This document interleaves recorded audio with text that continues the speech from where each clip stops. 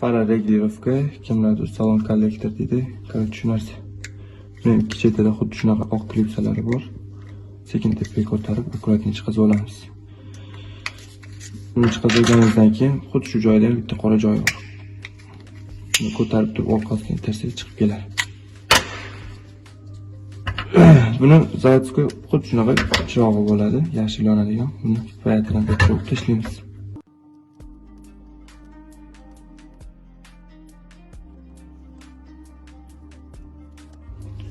Bu yoqqa e'tibor bersak, 58 degan yozuv bor.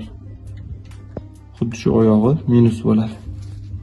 58 degan oyog'i minus bo'ladigan bo'lsa, bu mana oyog'iga to'g'ri keladi. Bu oyoq kelib turib, xuddi shu joyga qo'shiladi. Bu tomon plus, bu tomon minus bo'ladi shunda. Biz bunga mana qilib diod yasab olganmiz. Buni qarshili tarafi plus bo'ladi. Qarshiligi yo'q tarafi minus bo'ladi. Qarshiligi ham 1 klon.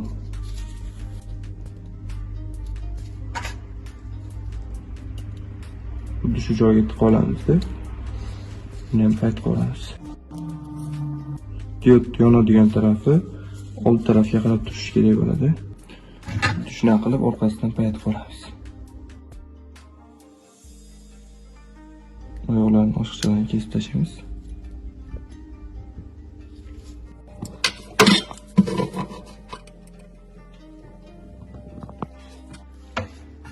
E'tibor berish kerak. Bizning chirog'imiz old tarafga qarab yonib turishi kerak. İşte orqaga qarab qolib yoki yonga qarab qolishi kerak emas. To'g'rilab qo'yamiz. Xudo xolisa tayyor.